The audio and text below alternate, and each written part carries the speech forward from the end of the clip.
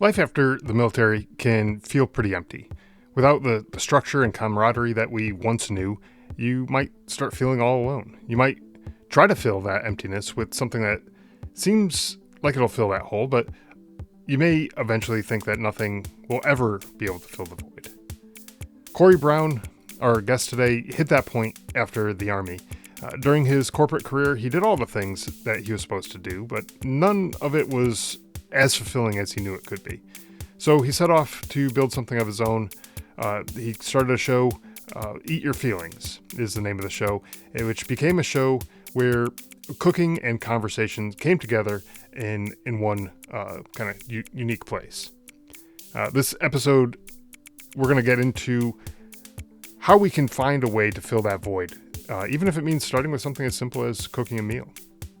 But before we get into this episode, I want to take a moment to raise awareness for something that's deeply important to our community, the Global War on Terrorism Memorial Foundation.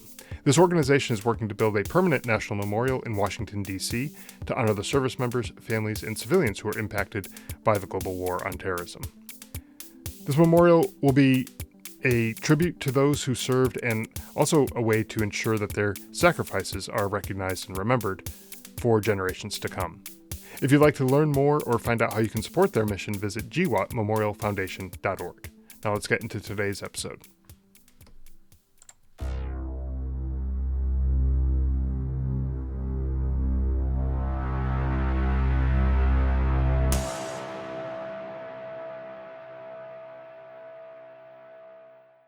Hey, Cory, welcome to the show. Really glad to have you here. Looking forward to this conversation and, going to learn a little bit more about you, your background and everything, and kind of getting into the story here. But welcome to the show.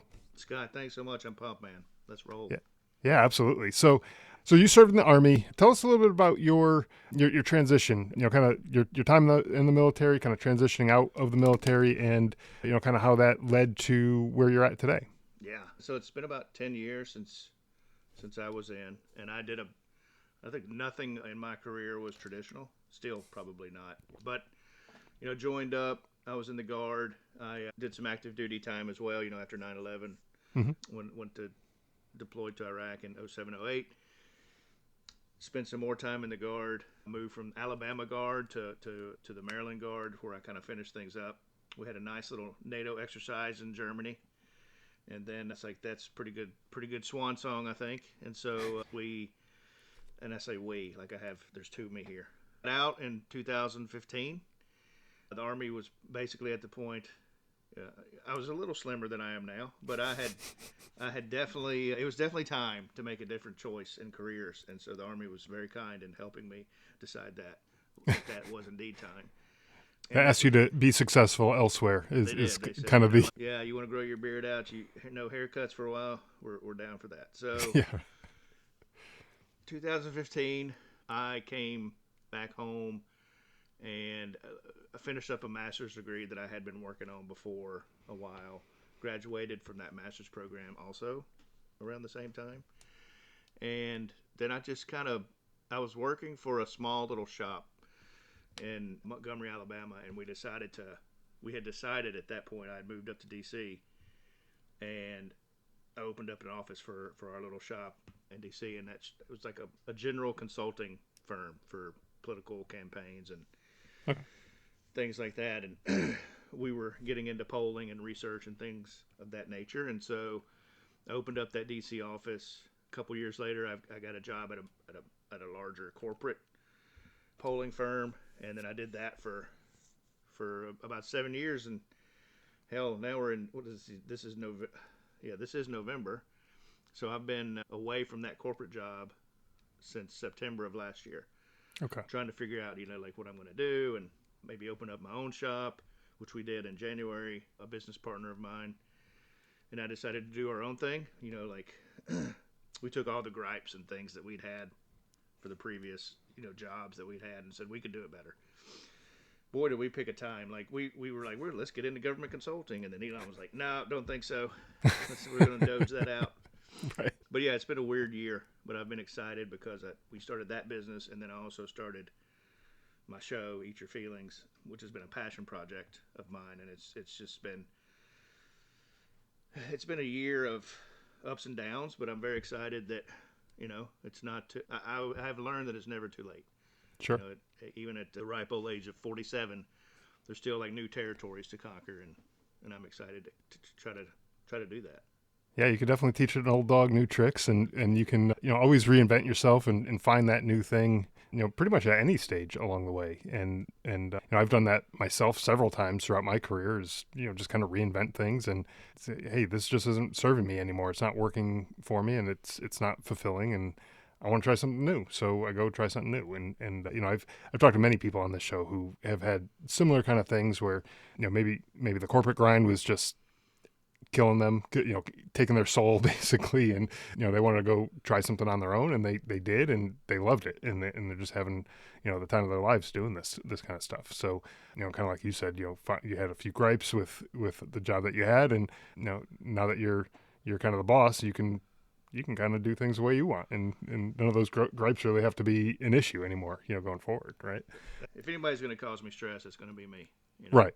I mean, we're good at that as it is. We can cause ourselves a whole heck of a lot of stress, but that's our doing, and we got to figure that out. It's not like we at least have control over that. It's not like you have to convince somebody else to stop giving you stress or whatever. So, but you mentioned your show, Eat Your Feelings. Tell us a little bit about that show and kind of how that came about. And I know you said it's kind of a passion project, but what kind of show is it, and what can the audience kind of hope to take away from it? Yeah. So I don't know how much you like cooking. I like cooking. I like eating. So cooking and eating go hand in hand. They kind of do, yeah. The impetus of the show was, if I had to look at the foundation, it's all about resiliency, mental health awareness, problems that you and I were talking to, like-minded people and even some not like-minded people about a lot, I'm sure. Sure. It came from loss, it came from needing to find purpose. And the purpose for me wasn't going to be like, I need to make more money. I need to buy this or do that for my own fame or to raise my profile. Like, my purpose was not in any of that stuff, which kind of gets juxtaposed in corporate America, which is, I think, one of the reasons why I decided to try to do my own thing.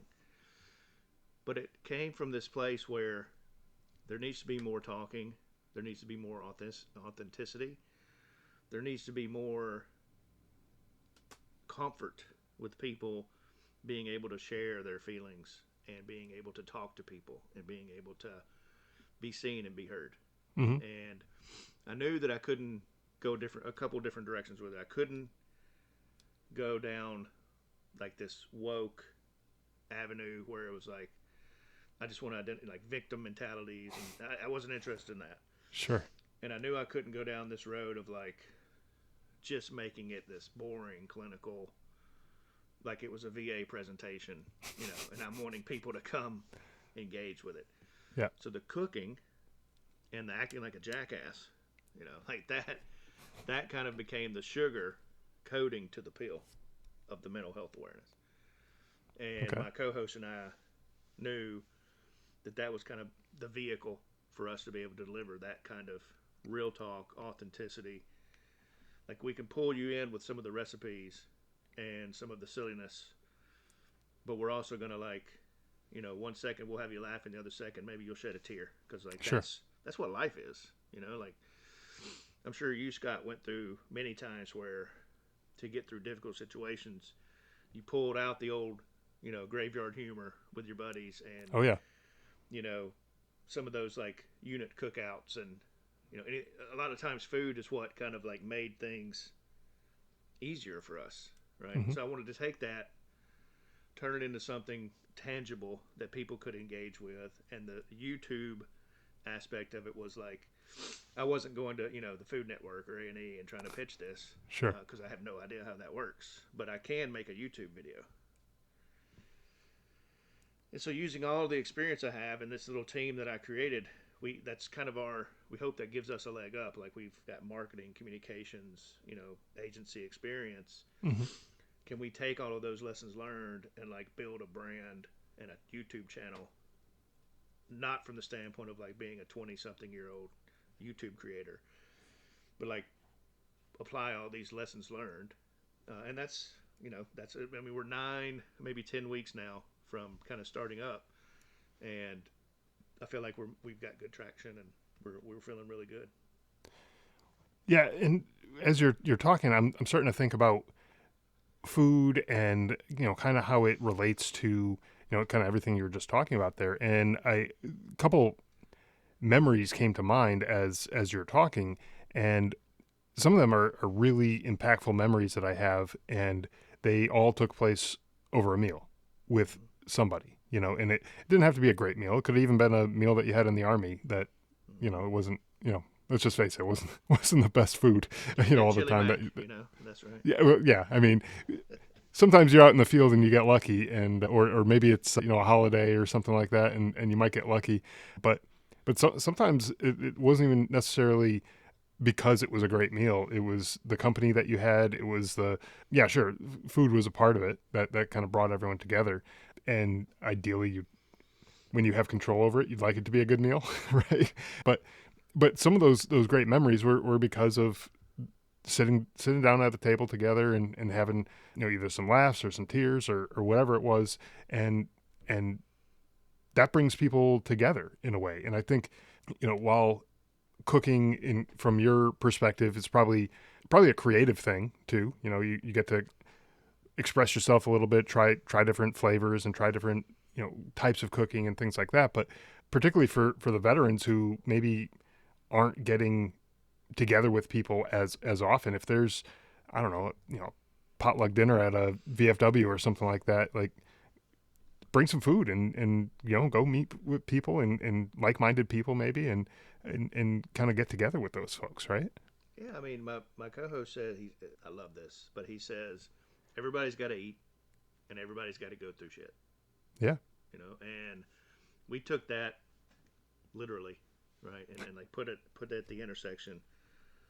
This thing like what you're talking about is like those moments where food is maybe not necessarily central, but it's there. It's present, and it's opening the door for fellowship, right, Mm-hmm. and camaraderie, and even sometimes,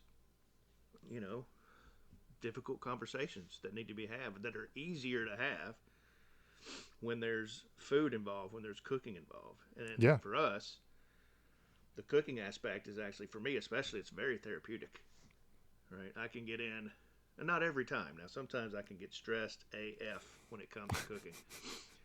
But a lot of times, I go to the kitchen because I'm going to be by myself.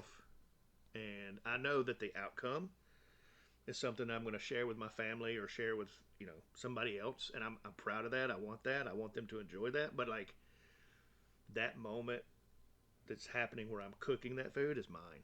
Like, Yeah. no, and people know, like here in this house, there's when Cory wants to be alone cooking, and when Cory's happy that other people are around cooking, and Sure. like I use it for both of those moments because it helps in both of those situations. Right. Yeah, but it's funny as you're mentioning that, I think of my daughter. She's 13. She loves to cook and bake, and she loves being in the kitchen. Like that's just her. She finds a lot of joy in that. But very often when she's in the kitchen and she's cooking or baking something, she doesn't want anyone else around. Like don't mess up my flow. I have my ingredients where I want them. I have my mixing bowl. I have my everything that I need where I want it. Don't come in here and start messing up my kitchen when I'm cooking. Like, why And you be like that? Just go. it's like just calm down. You're gonna be able to eat it in just a minute. Like just let me Right. finish here, That's right.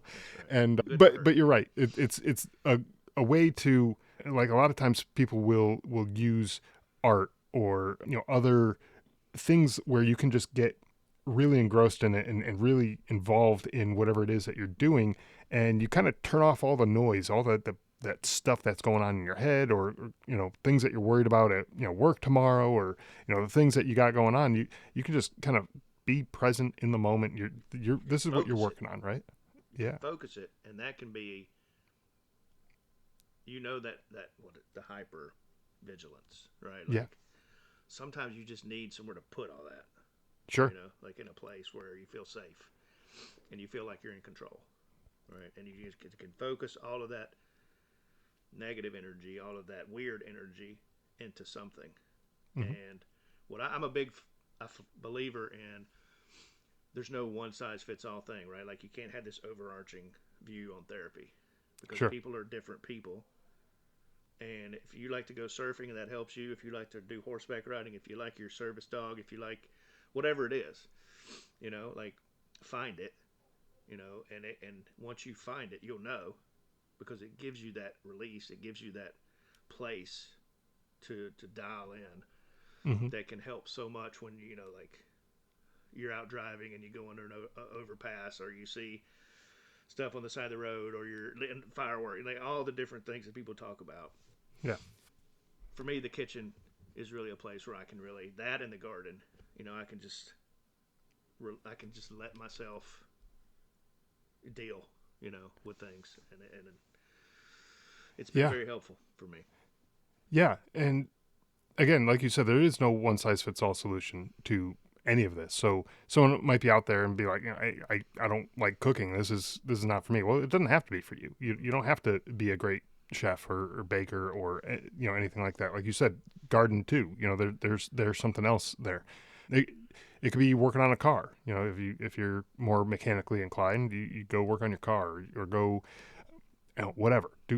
Find something that you can kind of focus all that energy into, and make it something productive, something that is, brings you some joy and happiness, and whatever it could be.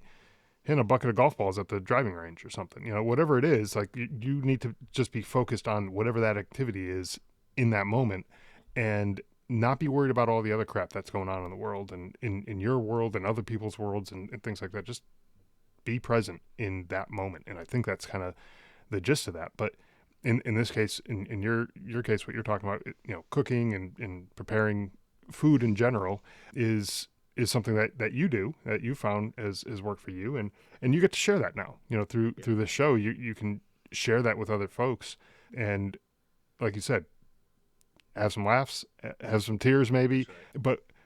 But one of the things that you mentioned earlier,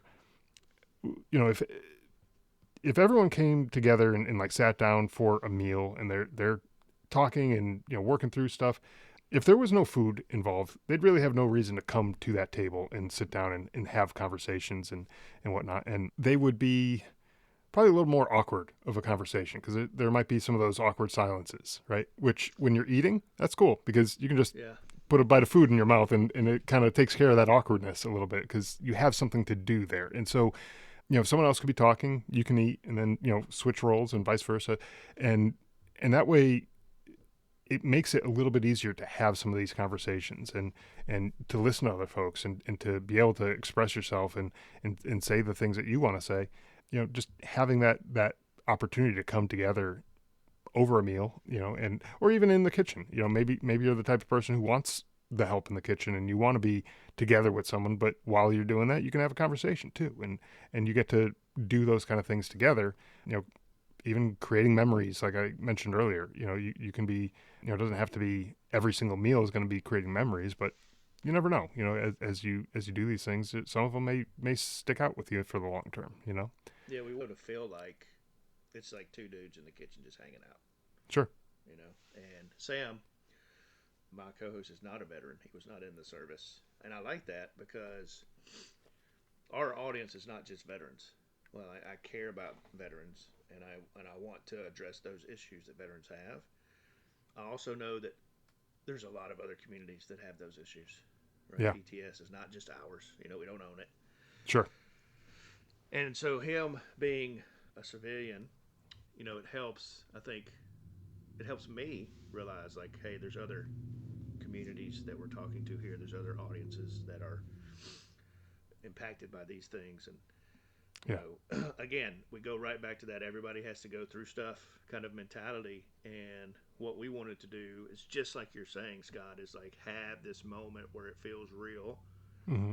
Where we're that, and it for us, it's the same thing. Like, it's hard to talk about some of this stuff. Yeah. But we just committed to saying, well, how do we want other people to do this if we can't do it? That's And right. so even though it's hard for us to talk about some of this stuff, even if it's hard for us to like be vulnerable, we're there in that kitchen backing each other up, and it does make it easier Yeah. when you're trying to like get through a recipe, or you're trying to like figure out how to, hey, am I hitting these themes and the flow of the show. But yeah, I mean it's it's kind of magical. Yeah, and the more you do anything, the easier it is going to get in general. I'm sure someone's going to come with some example of something that's going to be incredibly difficult. That doesn't matter if I did it 1,000 times; it's still going to be difficult. But whatever. You get the point. Like the more you do something, in general, it's going to get easier. And so, like in your case, like what you were just saying, if hey, this is some tough stuff for me to open up about, and maybe the first time you talk about it, you don't really get into the nitty gritty details. You just kind of surface level and you start talking about it, but you're kind of like dipping your toe in the water of something that you're not too sure about, and then when you realize like, hey, that wasn't too bad. I was I was able to say what I needed to say, and that didn't come out and bite me, and I guess I'm okay. So maybe I can go into a little bit more detail next time, and then the next time maybe even a little bit more, and until it gets a little bit easier. But when you have that distraction of some other activity, so for example, like cooking, in this case, you have that distraction that, hey, you know what, I said what I wanted to say right now, and now let me just go back to cooking, and it's not like another awkward silence or kind of moment like that. So you can do that, and in doing what you're doing, you're leading by example, and you're showing other people like, hey, it's okay to be That's right. vulnerable and to say what you need to say, and to open up and talk to people, and like It can be helpful just to hear somebody else saying those things. sure, yeah, We've gotten you're feedback from people that's like, I would never, but like watching you guys, that's helpful to me, and I'm like, cool, man, that's good. That's what, then we're doing the right thing, and I'm yeah, happy about no, absolutely, and it gives the people almost permission to it. go out and start kind of almost copying what you're doing, and Yeah, whether it's cooking or they find something else that is their thing, but it allows them to say, hey, if this guy can do it, I don't know, why can't I do it, and that could be the thing that just kickstarts somebody else's recovery journey. So it's great that you're doing what you're doing, and that you're putting it out there, basically for the world to see, right? And anyone out there can pretty much check it out. But as you're having these conversations, and and you're cooking at the same time, you said before it's really just two guys in the kitchen, cooking and sharing stories and chatting, things like that. Tell us how like your typical episodes kind of come together, and I know it's a kind of a newish thing, so your vision anyways for the listeners who want to maybe check it out. What do you how do you see these episodes kind of coming together in the future, and how it's going to kind of impact the audience, as far, like what their takeaway is it more on the cooking or the recipes, or things like that, or is it more on the conversations and the other stuff surrounding it? yeah, that's a lot. Let me unpack that, Scott. Sure. You're asking a lot of this old I'm getting redneck deep. here. So when we got to thinking about what the show was going to be like, I had a lot of influences. I'm a big, huge fan of Matty Matheson. For people that don't know who he is, you should go check him out. He's a chef in Toronto, but he's on The Bear, that TV show on FX, and just a cool dude, man. Like, he's involved in so many things. His energy makes me feel like I need to have more energy. But he was one of those guys that influenced me. There's no shortage of cooking shows on YouTube, but I wanted to have some of that professionalism in the way, the look and feel of the show. But I felt like one of our differentiators was going to be the real talk, the mental health aspect, and so I needed to figure out a way to have the cooking show and be able to do that. And that actually ended up being the hardest part, because as you can imagine, there's a very important thing a cooking show has to do. It has to cook a recipe. Sure. So that definitely gives you, like, you've got to get through that. Like, if you, otherwise you're failing, right? So the look and feel of Eat Your Feelings show is that kitchen, professional kitchen. We have 4 cameras. It's a multicam, 7 mics. It's supposed to look and feel like a cooking show. Sure. At the same time, we have a flow that we have to go through that not only accounts for cooking a recipe, but also making sure we're going to hit the right themes that we're going for, that we're tying the dish into the themes. And if we have a guest come on with us, it even makes that more difficult because now you're having to make sure that other person is included in the flow and the feel. We do some side stuff as well, like some iPhone filmed stuff that's not, it looks like an iPhone film thing. It's not as professional looking Sure. as the show. But the show itself was so season 1 was like a mini season. We did 4 episodes for season 1. The last one will drop soon. We filmed all 4 of those episodes in one day. One is because it costs a lot of money, and you have to be budget friendly. That was something that we said, if we do more seasons, we are never going to film 4 episodes in one day again. And we're actually getting ready, Scott, to do season 2 in just a couple of weeks. So we'll be filming 10 episodes over 4 days. Okay. And the more you go through this, the more you learn.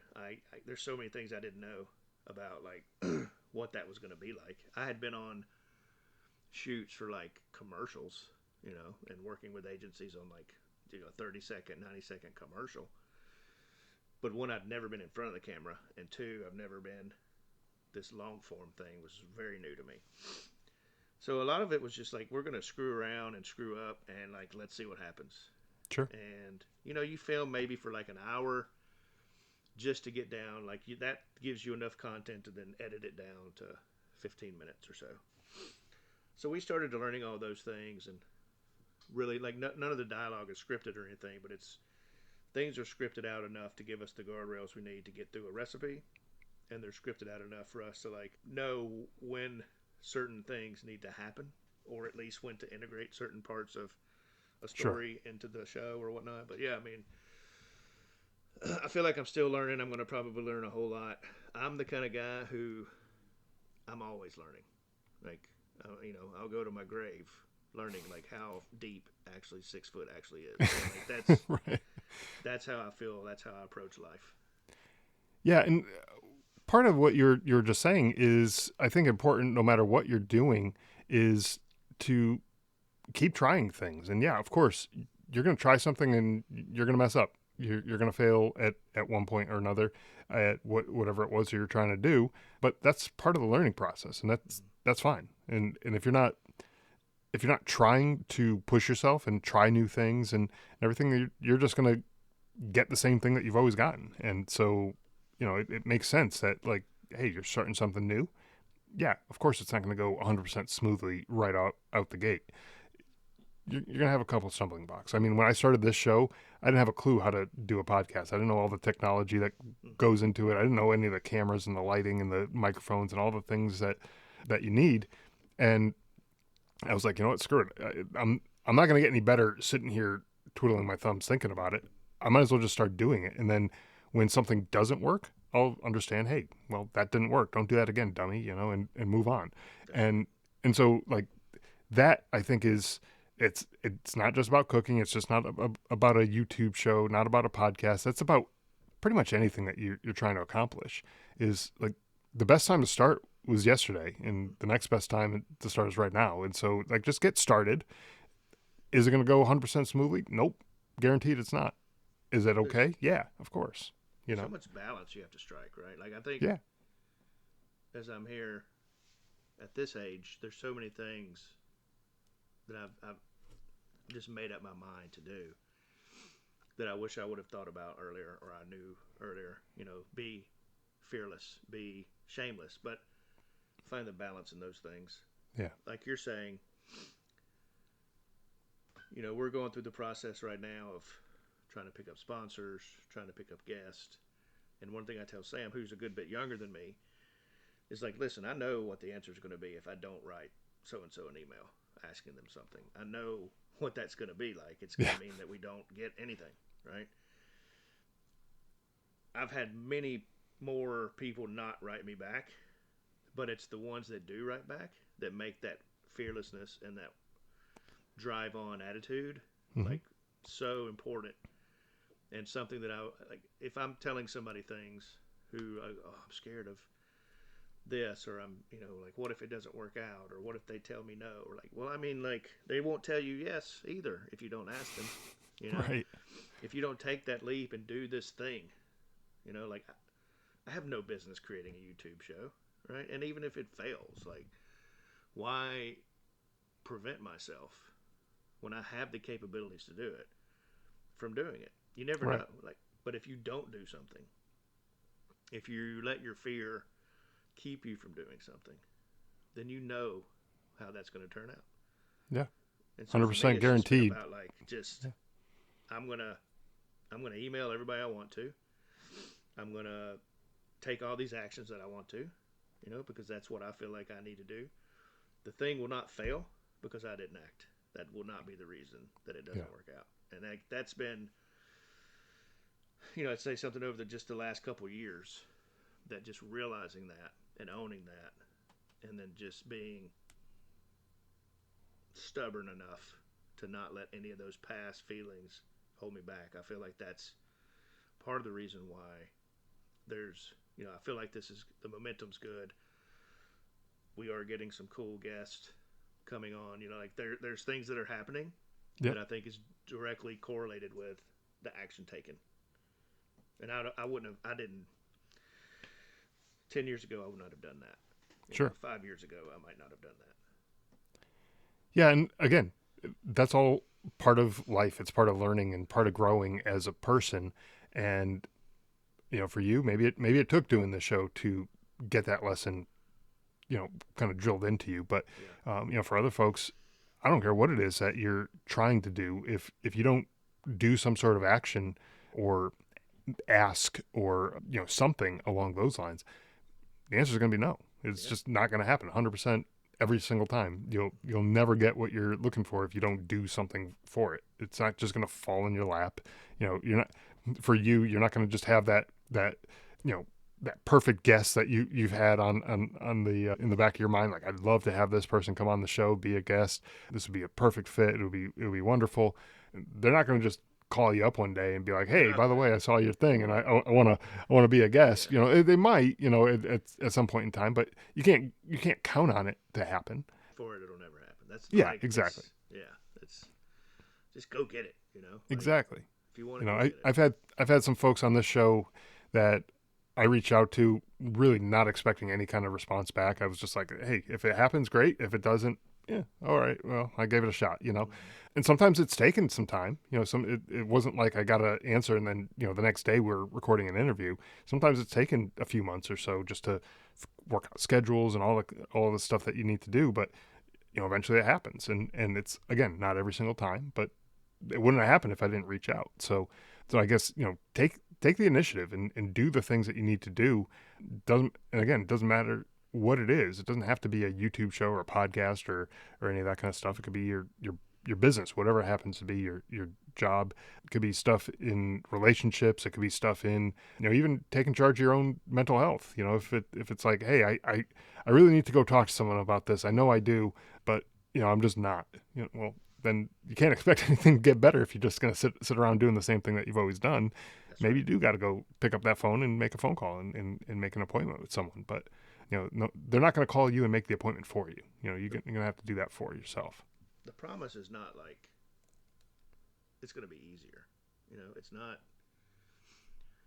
When I talk to veterans who are trying to figure out what to do, if they're lost their purpose, or even, people in the corporate world who, I want to work at this specific place, or I want to get Yeah. to this role, or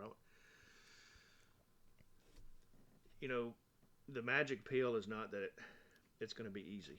Matter of fact, it's probably going to be some of the hardest stuff you've ever done. Yeah. Right. But I think that if you can match the desire for change, right, or the desire for what's next, with the passion, then I think what ends up happening is that work you're put into it is more fulfilling. Mm-hmm. Right. It puts something in that hole that was there, and it's not just something. It's something that you can look at and say, like, I'm proud of this. You're right. Or I'm glad I did this, or this is making a difference. And like, I think too many times we get stuck in this place where, like, oh, I just wish it was easier. Or like, well, like, No, that's not how it's going to work out most of the time. But it'll feel better. Like you'll find out that like even if it's you're working harder than you've ever worked before, you're going to feel so much better up here and in here that it just needs to be worthwhile. Yeah.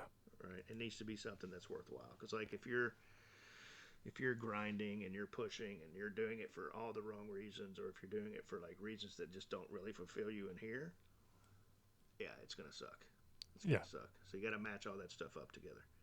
Right. Exactly. Yeah. I think that fulfillment piece and that meaningful piece is a huge piece of it, because without that, you're right. That's just going to suck your soul dry, and you're just going to be hating every second of it if it's something that's hard that you have to That's right. do and you hate it. Like, don't I mean, like life is hard. Like, and yeah. life is finite. So you have to take advantage of the time that you have, and that I feel like I'm talking about a bunch of different things, but it all for me means that every moment I try to spend in a way that I think is right, and also in a way that's like meaningful. To your point, I want to be able to look back at the end of the day and say like, oh yeah, I contributed to this and that, and but those things aren't being, they're meaningful and they're purposeful, and they have effects, good effects, positive effects on yourself and other people. And I think that's I waited way too long, I think, to get this sort of mindset, but Yeah. it's made a huge difference. Even though I'm working, as hard or harder than I have been in quite some time, the stress is different. It's not so harmful to me. It doesn't make me feel so bad. My family notices a difference. The people that I'm around notice a difference. And and you're like, okay, well, this is worth it. Sure. You know. Yeah.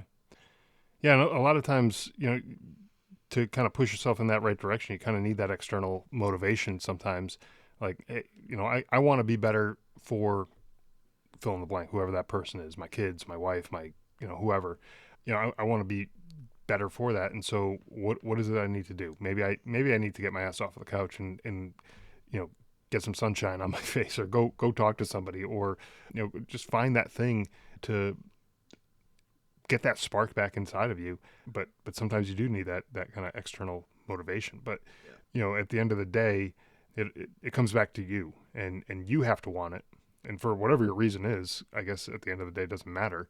But you have to want it for one reason or another. And if you don't do the thing, it's not going to be done for you. Whatever that thing is, right? Yeah, I think it should matter, right? Like, I think a good buddy of mine and we were talking about this the other day. Okay. I mean, the DC hustle it's a real thing, right? But there's lots of places like that, right? Where you grind. You're like, I'm gonna grind it out. I'm gonna just keep pushing. My work ethic is solid. And I said, that's perfect, but there's a million people that can say that, and that do, that they are. But can they say that their compass is pointing in the right direction? Sure. Whether it's like, I mean, ethically, moral, whatever, right? But like, is the outcome like a materialistic, oh, I want to drive value for Apple shareholders, like what?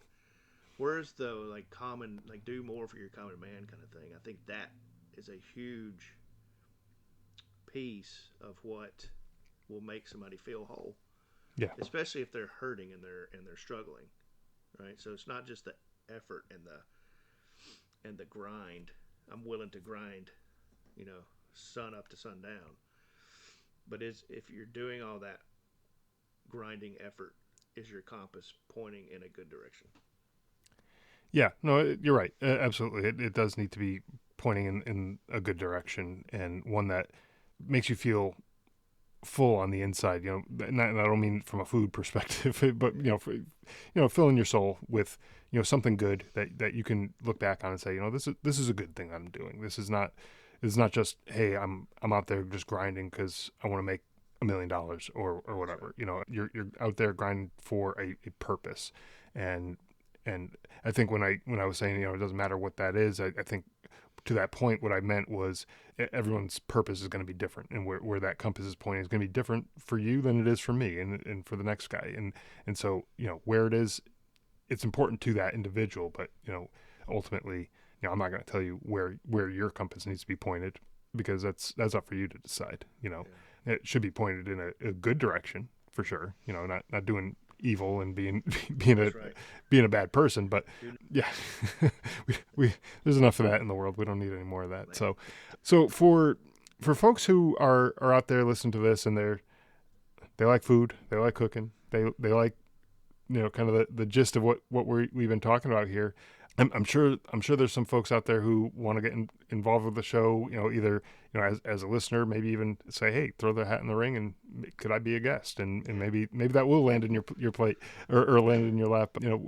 Where can people find the show? I know you said YouTube, but kind of tell people what the channel is, and all that kind of stuff too. So on YouTube, we're at Eat Your Feelings Show.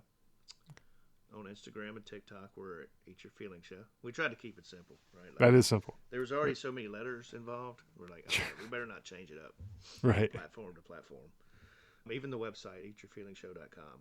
I think we're trying to be on all of the platforms, and we're trying to be consistent. We've got a wonderful social media editor who keeps us on track and making sure that there's clips, and she's awesome. That's the first one of the first hires we had, and I was very happy to make. And so all the TikTok, Instagram, Facebook, YouTube, we're going to be on all of them. The actual full cooking episodes you'll find on our YouTube channel, and then all the other platforms. There's clips, and sure, we're experimenting with some short form recipe cooking, and we'll put those recipes in those descriptions for those videos. But for the most part, the long form full episodes of the show you can find at YouTube. Excellent. Any last advice or any last kind of closing comments that you might have for folks who might be listening? Again, show's largely veteran based, so at least an audience that you're familiar with, but sure. For them or their families, or someone who might be struggling out there either with mental health challenges or seeking a community to be a part of, anything that you might have to kind of close it out? Yeah, I'd say talk to somebody. Obviously, if you can find a therapist, that's the best course of action, to find a professional. And I know sometimes that can be harder than it needs to be. And treat your mental health like you treat your physical health. If you busted your knee or hurt your back, you're going to go see a doctor. Don't let your mental health be any different than that. And sometimes you're not just going to settle on a doctor, right? You're going to want to shop around a little bit. You're going to want to find the one that works for you. Same thing with a therapist, right? Don't rule out therapy because you had one therapist and you didn't like them. So be willing to get out there and shop around. But even if you don't go to a therapist, there's people in your life that will help you. You'll be surprised what a person will do for you if they only knew you needed that thing to be done. Yeah. So go out there, find those people in your life that are meaningful to you, and talk to them, and give them the opportunity to want to be there for you, because I'd say 9 times out of 10, people want to do that. People want to be there for their loved ones, for the people they care about. It's hard. I know it's hard, but you would be surprised how good you feel just taking that step and opening up and just having somebody there to talk with about things. Yeah, absolutely. And to your point, how many people out there have gotten a bad haircut, but they still go get their haircut? Just because you had one bad experience doesn't mean you're going to just stop altogether, right? Yeah, sure, you maybe are going to go find a different barbershop to go to, but you're still going to get your haircut at some point. So, same thing with your physical health, same thing with your mental health. Just because you had one bad experience doesn't mean that they're all going to be bad. They may be uncomfortable for sure, but sometimes, like we were saying before, sometimes that you might need that to get you through. The best therapist can work through that. Yeah. Right? You just got to find them. Be willing to get out there, and don't hold it in. Don't keep it in. Yeah. Don't think you got to do everything by yourself. Right? We want to help each other. Right? I think it's just sometimes we just got to open up. People got to know. I mean, this show, I think, is a great example of that. I mean, we've had hundreds of guests on this show, talking about all different types of topics. And I don't think there's a single guest out there that I've had yet that if somebody came to them, it's like, hey, I'm having some trouble, I'm having some struggles, I need some help, and whatever. I don't think there's anyone out there that I've talked to who would just be like, well, tough, you're on your own. Like, no, they want, like you said, they want to help. And there's people who, like, I'd be pissed if someone like just refused to talk to me about something, and they just, went off and tried to struggle on their own. And I find out later, like, this guy's struggling and they didn't even say anything. It's like, what the hell? Right. You know, so be on your own. You don't have to be on your own. Exactly. So great words of advice. Great way to kind of close this out. I will have the links to your show, the website, the YouTube channel, and all that kind of stuff in the show notes for the listeners. So check it out there. Cory, thanks so much again for coming on the show. Thanks for all that you're doing. I think this is a great take on mental health. The Eat Your Feelings. I know sometimes there's a association there with binge eating or coping mechanisms with just eating too much or things like that, but this is a different approach, and it's a refreshing approach. I think it's a great way to incorporate food and the mental health side of things and bring them together and show people that it's okay to open up and talk and do the things that bring you some joy, bring you some comfort in life, and maybe it's a little bit of Dr. Phil mixed with, I don't know, an Emerald or something like that too. But, it might be, something like that. If, people are out there and they're struggling, this might be the thing that helps get them moving in the right direction. So thanks again for all that you do. Well, Scott, thank you for allowing me this platform. I enjoyed this conversation. It was great. And go check it out, people. I feel like 60% of you will mostly enjoy almost everything we have.